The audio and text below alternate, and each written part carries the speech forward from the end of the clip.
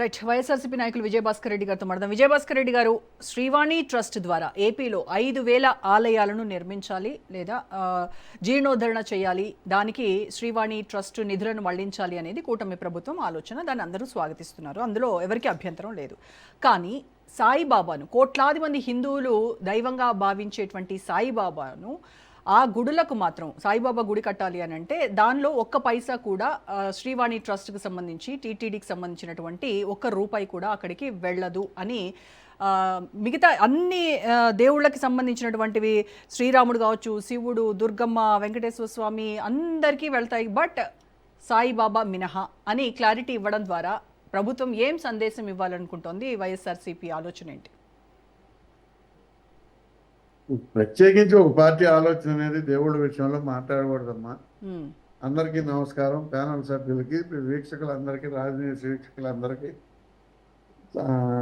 నమస్కారాలు తెలియజేస్తూ, ముఖ్యంగా నిన్న ఒక రకంగా ఆనం రామనారాయణ రెడ్డి గారు ఇచ్చినటువంటి స్టేట్మెంట్ కానీ, ఆయన మాట్లాడిన మాటలు కానీ కొద్దిగా హిందువుల మనోభావాలు చూక్కుమనిపించేలాగా, దెబ్బతినేలాగా అనిపించినాయి. హిందువుల మనోభావాలు కాదు, సాయిబాబా భక్తుల మనోభావాలు. అదే అదే సాయిబాబా భక్తులు అంటే అదే హిందువులో ఉన్నారు, మళ్ళీ హిందువులందరూ అని అంటే మళ్ళీ అది వేరే వెళ్తుంది. అందుకే హిందూ సాయిబాబా హిందూ భక్తులు మనోభావాలు అంటే అనుకున్నాం. ఆ భావాలు కొద్దిగా బాధ వేసినట్టు అనిపించింది. వాస్తవంగా ఇవాళ మనం చూస్తున్నాం, ఈ శ్రీవాణి ట్రస్ట్ కానివ్వండి, సార్ విజయభాస్కర్ గారు చెప్పినట్టు కామన్ గుడ్ ఫండ్స్ అంటే దేవాదాయ ధర్మాదాయ శాఖకు సంబంధించినటువంటి నిధులను కామన్ గుడ్ ఫండ్స్ అని అంటారు.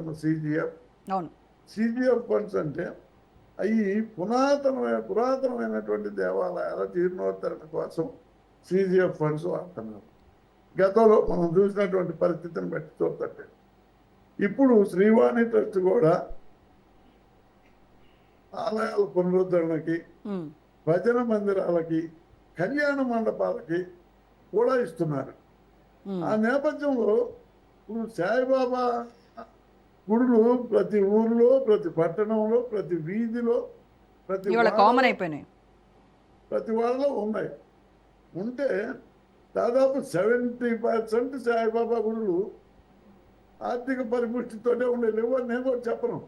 ప్రైవేట్ ఆర్గనైజేషన్ కానీ, ఏదైనా భక్తుల చందాలతో కానీ ఏదైనా కానీ బాగానే ఉన్నాయి. ఓ 30% సాయిబాబా గుళ్ళు కూడా కొంత ఇబ్బందులు ఎదుర్కొంటున్నాయి.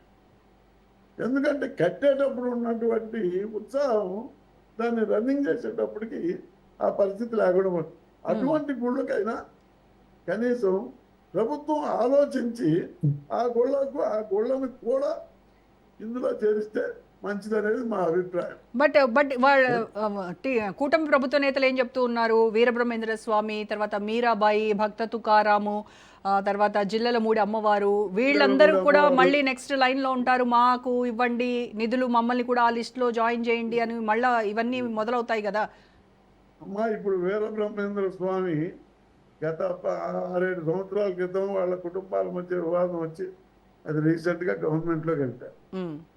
ఇప్పుడు గవర్నమెంట్ అండర్టేకింగ్లో ఉంది. అదేవిధంగా బాపట్లలో ఉన్నటువంటి జిల్లల మూడి అమ్మవారి గుడి కూడా గవర్నమెంట్ అండర్టేకింగ్లోకి వచ్చింది. దేన్ని నేను తప్పట్లా, వీటిని కూడా నేనేది ఇప్పుడు మా సత్తెనపల్లి పట్టణంలో సాయిబాబా గుడి ఉంది.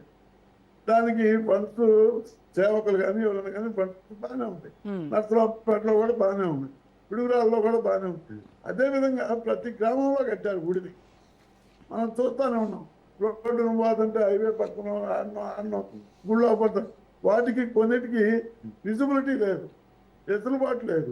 ఆ ఎసులుబాటు లేనటువంటి సాయిబాబా గుళ్ళకి ఖచ్చితంగా ప్రభుత్వం ఏదో రకమైనటువంటి, ఇప్పుడు శ్రీవాణి ట్రస్ట్ అంటే సరే వెంకటేశ్వర స్వామికి సంబంధించినటువంటి కామన్ గుడ్ ఫండ్ నుంచి అయినా ఆ ఆలయాలకి పునరుద్ధరణ కోసమో లేకపోతే ఆలయాల అభివృద్ధి కోసమో ఆలయాలని.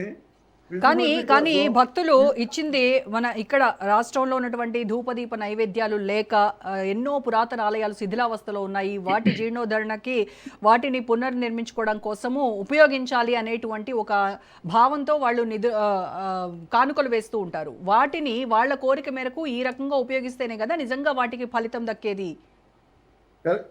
కరెక్టేనమ్మా. మేము కూడా చెప్పేది ఏంటంటే 70% బాగానే ఉండే, 30% అవకాశం లేక ఉమ్. ఆలయాలు నిక్షిప్తంగా పడి ఉన్నటువంటి సాయిబాబా ఆలయాల కోసం నేను అడుగుతుంది కూడా. అన్నిటికీ నేను అడగట్లేదు.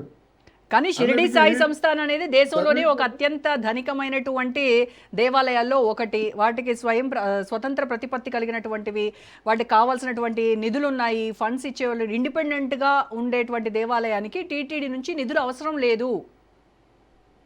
టీటీడీ నుంచి నిధులు వదలకపోయినా దేవాదాయ ధర్మాదాయ శాఖ నుంచి ఇవ్వచ్చమ్మా. టీటీడీ నుంచి ఇవన్నీ మేము కూడా చెప్పట్లేదు. దేవాదాయ ధర్మాదాయ శాఖలో ఓ ఫండ్ ఉంది, కామన్ గుడ్ ఫండ్ అని. ఆ ఫండ్ నుంచి రిలీజ్ చేయొచ్చు. మీకు ఒక విషయం చెప్తానమ్మా. సాయిబాబా గారు 1918లో చనిపోయారు. అవును మన చరిత్ర ప్రకారం అవునవును 1918లో చనిపోయిన తర్వాత 22లో సాయిబాబా సంస్థాన ట్రస్ట్ ఏర్పడింది.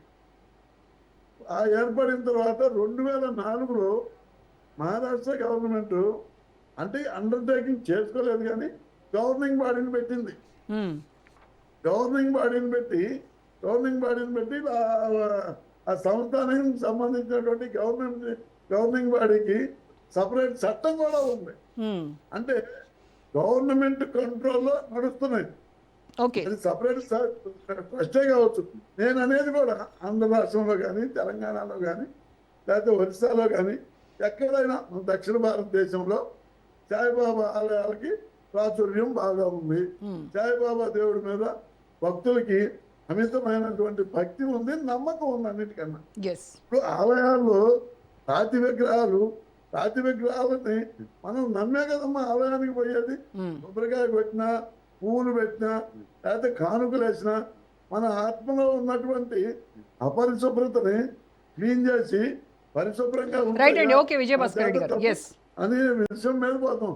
కాబట్టి నేను అనేది ఈ ఆనవ రామనారాయణ రెడ్డి గారి స్టేట్మెంట్ అనేది కొద్దిగా సవరణ చేసుకొని ఆ ఆలయాలు కూడా ఇబ్బందులు పడుతున్నటువంటి సాయిబాబా ఆలయాలు కూడా అవకాశం కల్పిస్తే, సో అన్నిటి కాకపోయినా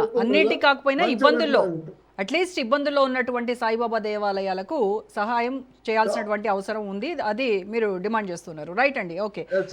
రైట్.